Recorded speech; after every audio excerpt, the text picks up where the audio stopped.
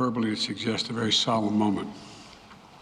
Today, the Supreme Court of the United States expressly took away a constitutional right from the American people that it had already recognized. They didn't limit it, they simply took it away.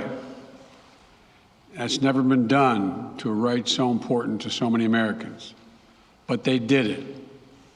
It's a sad day for the court and for the country.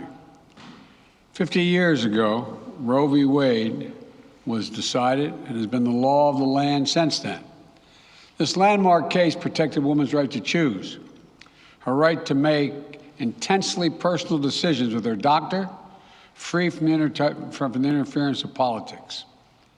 It reaffirmed basic principles of equality, that women have the power to control their own destiny, and it reinforced a fundamental right of privacy, a right of each of us to choose how to live our lives.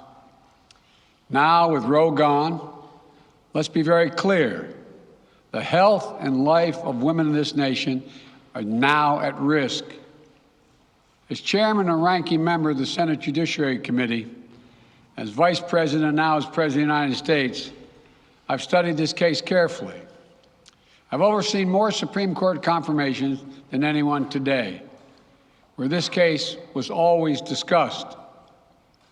I believe Roe v. Wade was the correct decision as a matter of constitutional law and application of the fundamental right to privacy and liberty in matters of family and personal autonomy. It was a decision on a complex matter that drew a careful balance between a woman's right to choose earlier in her pregnancy and the state's ability to regulate later in her pregnancy. A decision with broad national consensus that most Americans of faith and backgrounds found acceptable, that have been the law of the land for most of the lifetime of Americans today. And it was a constitutional principle upheld by justices appointed by Democrat and Republican presidents alike.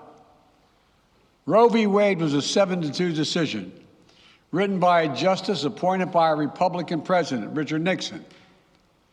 In the 5 decades that followed Roe v. Wade, justices appointed by Republican presidents from Eisenhower, Nixon, and Reagan, George W. Bush, were among the justices who voted to uphold the principles set forth in Roe v. Wade.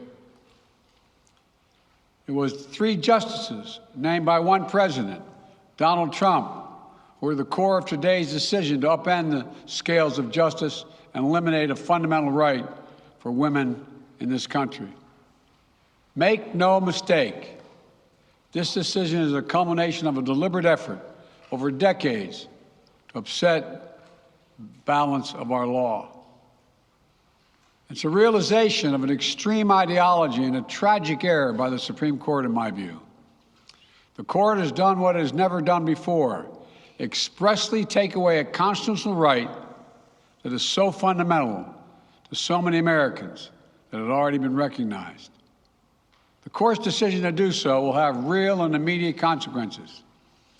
State laws banning abortion are automatically taking effect today, jeopardizing the health of millions of women, some without exceptions.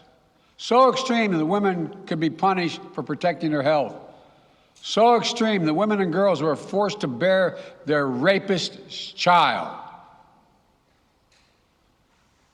with the child a consequence. It just stuns me.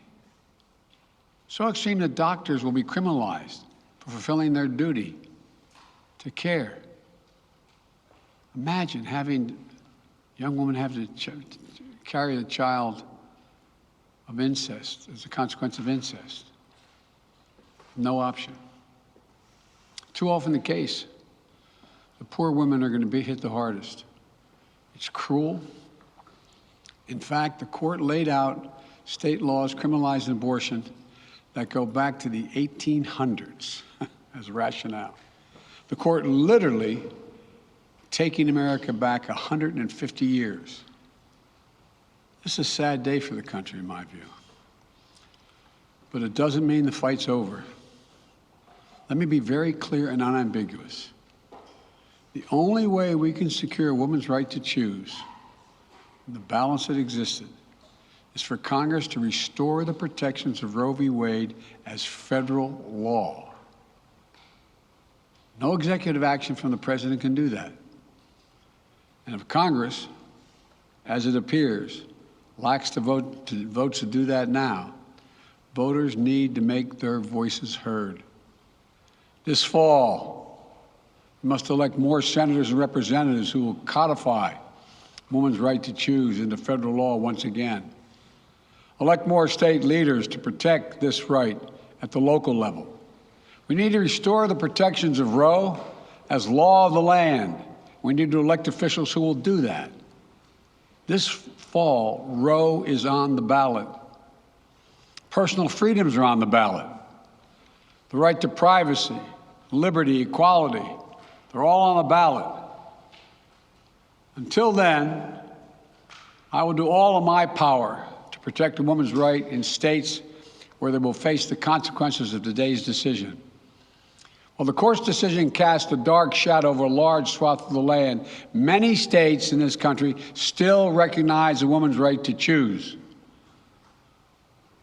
So, if a woman lives in a state that restricts abortion, the Supreme Court's decision does not prevent her from traveling from her home state to the state that allows it. It does not prevent a doctor in that state from treating her.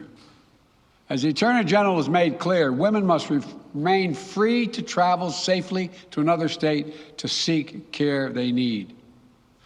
My administration will defend that bedrock right. If any state or local official, high or low, tries to interfere with a woman's exercising her basic right to travel, I will do everything in my power to fight that deeply un-American attack. My administration will also protect a woman's access to medications that are approved by the Food and Drug Administration, the FDA, like contraception, which is essential for preventative health care,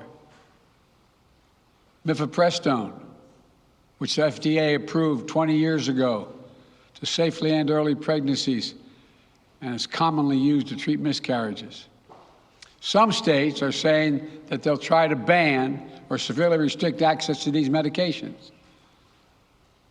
But extremist governors and state legislators are looking to block the mail or search a person's medicine cabinet or control a woman's actions by tracking data on her apps she uses are wrong and extreme and out of touch with the majority of Americans. The American Medical Association, the American College of Obstetricians and Gynecologists wrote to me and Vice President Harris stressing that these laws are not based on evidence and asking us to act to protect access to care. They say by limiting access to these medicines, maternal mortality will climb in America. That's what they say. Today, I'm directing the Department of Health and Human Services to take steps to ensure these critical medications are available to the fullest extent possible.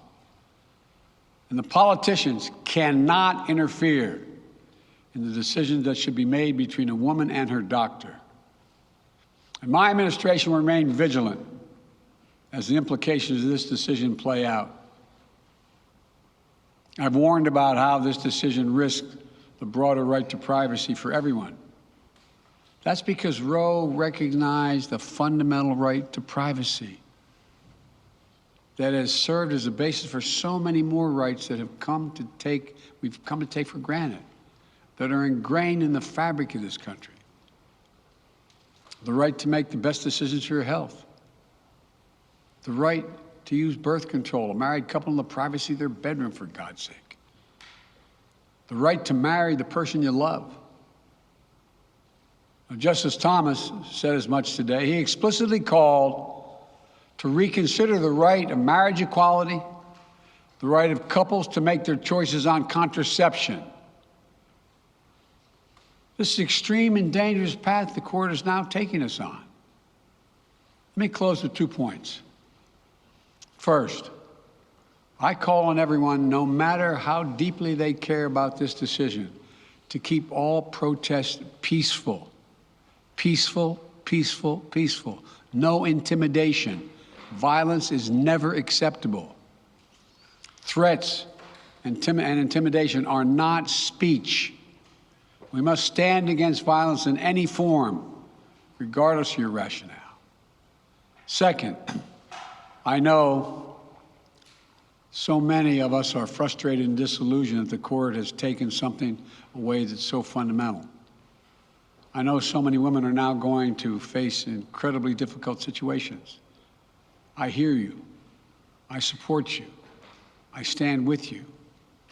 The consequences and the consensus of the American people, core principles of equality, liberty, dignity, and the stability of the rule of law demand that Roe should not have been overturned. With this decision, the conservative majority of the Supreme Court shows how extreme it is, how far removed they are from the majority of this country. They've made the United States an outlier among developed nations in the world. But this decision must not be the final word. My administration will use all of its appropriate lawful powers, but Congress must act. And with your vote, you can act. You can have the final word. This is not over. Thank you very much. More to say this in weeks to come. Thank you. Mr. President, do you still have